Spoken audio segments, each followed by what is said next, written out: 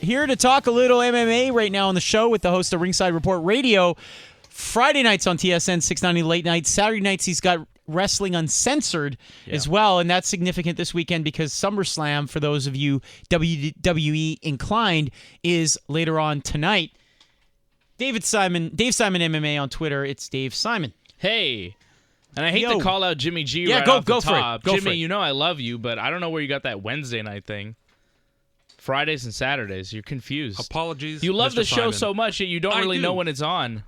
Well, I'd like to see it on more often. Terrible. Three times is better than two. Jimmy was adamant that we talk about those nude Mongolians at the Olympics. He really wanted to talk about those guys. Undressing Mongolians, they never went nude. Yeah, Please, well, let's they keep never that went in nude, consideration. much to your chagrin. Again, if you're just tuning in, please don't adjust your radio. Yes, there were some coaches for the the Mongolian wrestling team that protested by taking off their clothes.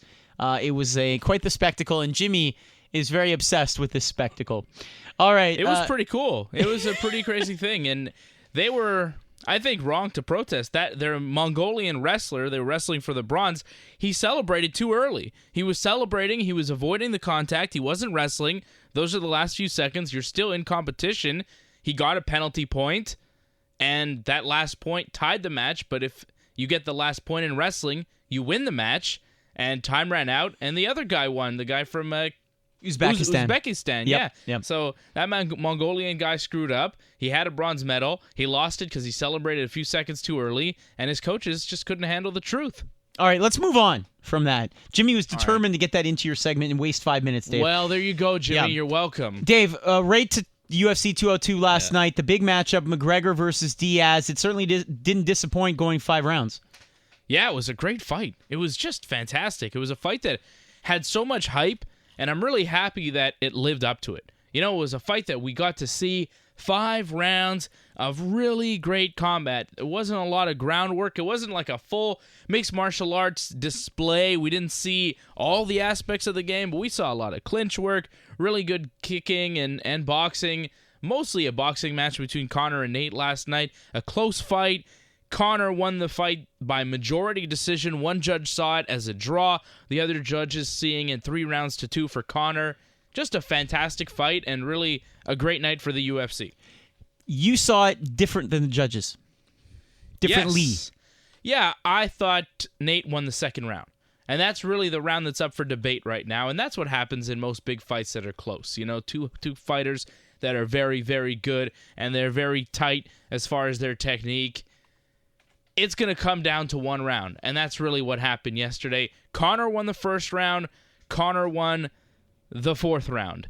Nate won the 3rd round, clearly, and the 5th round. That second round, Conor was winning for a certain time, but then Nate came on strong towards the end of that round and really had Conor against the fence, and I thought that Nate was doing enough damage in that second round to win it on the judges' scorecards. 2 of the 3 judges, actually all 3 judges disagreed, and a lot of people are saying that they think Conor won, but a lot of people are telling me that they think Nate won. It was a very close fight. I think the majority of people think Conor won, but I think more people like Conor. I think more people are Conor fans. It was a very tight fight. I'd have to watch it again. I'm going to watch it again tomorrow afternoon when I have some time after SummerSlam. But I think that second round was really the round that was up for debate, and we might have to run it back and do it again. What did Diaz think after the fight? He thought he won.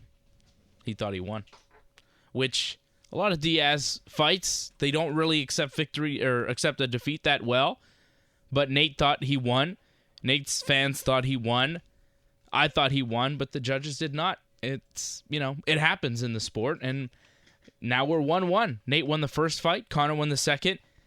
They're both calling for a rematch. Conor said, we'll do it at 155 pounds. Nate said, I'm not taking any other fight other than a Conor rematch. I don't know what Conor wants to do right now. I don't know if he wants to go right back in there with Nate. I know the UFC doesn't want that to happen. But it seems clear, at least from Nate Diaz's camp, that they only want to fight Conor next. Dave Simon joining us here on Game Points, talking some UFC, of course, 202. What do you call it? 202. 202, yeah. That happened last night. I mean, it may as well be 2000. There's so many with the TV shows and all that kind of stuff. But you and Dave Trentadue here were just talking off air about another moment last night. Dave, I know you were asking him about a certain knockout. Right, Rumble Johnson.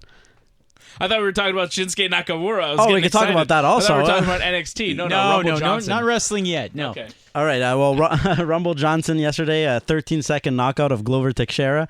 What's next for him? Does he avenge his loss at UFC 187 to Daniel Cormier and get a chance at that? I think he's going to try.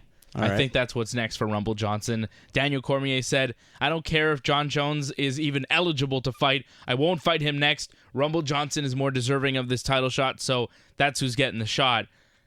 Look, I think if John Jones is cleared to fight, he doesn't have to deal with any kind of suspension, and the UFC has him ready. I think John Jones probably gets the fight against DC, whether DC likes it or not. But barring a John Jones comeback in the next few months, I think Daniel Cormier and Anthony Johnson are going to fight again.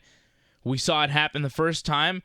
DC took a big shot from Rumble Johnson, went tumbling, but was able to kind of roll out of it and recover, and then dominate Rumble Johnson with the wrestling. When Rumble couldn't knock him out, he seemed to tire a little bit and just couldn't out-wrestle Daniel Cormier, who's an Olympic-level wrestler.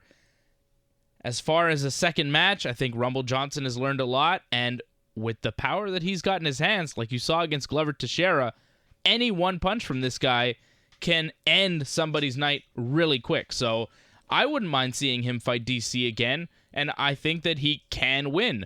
I think DC can win as well. It's a good fight.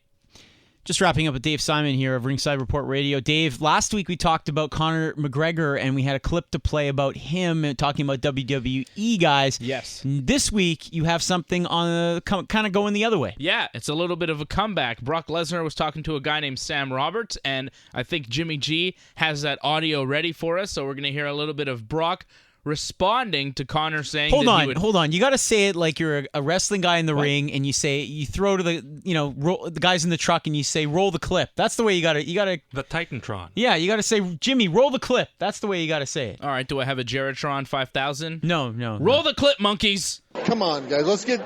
I know you guys all play video games, and you live in this false sense of reality and I'm 290 pounds.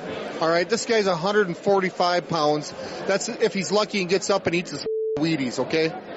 All right, if Conor McGregor wants to say some to me and get his name out there more than he already has by dropping my name, I got about 10 words for him. Come here face to face, Conor, all right, and say it to my face. Otherwise, leave me and the WWE out of it, because I came to your arena and kicked ass. Now, if you want, and if you're so tough, come to our arena and try to kick some ass. Boom, Brock Lesnar laying down the challenge to Conor McGregor. There are rumors that Conor might even show up to SummerSlam tonight. I can tell you he will not be at SummerSlam tonight, okay? He was in Vegas last night. He was walking on crutches after the fight. He's not going to be in Brooklyn tonight. But you never know, and I think that some of that was real from Brock, but some of that was the pro wrestler Brock Lesnar, the showman Brock Lesnar. Yeah.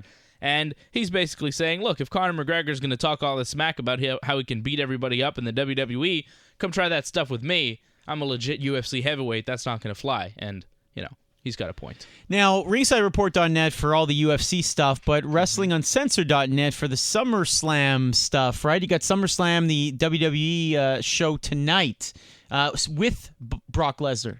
That's right. He's going to be wrestling Randy Orton. Yeah. You're not looking forward to that match, though. I like seeing Brock, and I'm not a big fan of Randy Orton, so any opportunity I can see Brock Lesnar toss Randy Orton on his head, I'm going to watch that. That'll be fun. You know, I like seeing Brock Lesnar hurt people, and he's probably going to hurt Randy. I don't know how much Randy's going to allow himself to be hurt, as this is pro wrestling, and, it's supposed to be agreed upon, but I think Brock may take some liberties with Randy and toss him around a couple more times than he wants to be tossed.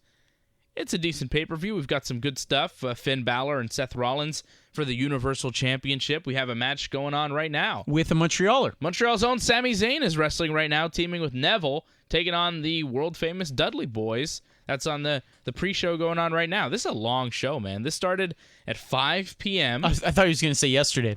No, SummerSlam started at 5. The pre-show is 5 to 7, a 2-hour That's pre-show. crazy. And then the pay-per-view or the live event, whatever, is supposed to go from 7 till 11.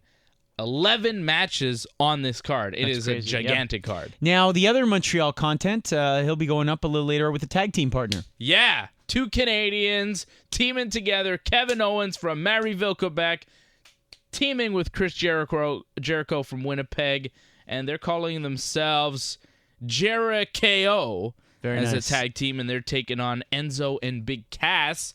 It'll be a bit of a homecoming for Enzo and Cass from the New York area. Enzo from Jersey and Cass from New York City. They're in Brooklyn, so the crowd will be with them. But, the crowd here in Canada will be with our boys Jericho and Kevin Owens, who should offer a great performance tonight. It's going to be good. All right, so ringsidereport.net is the website. You had a show on Friday night recently. Anything we should be checking out?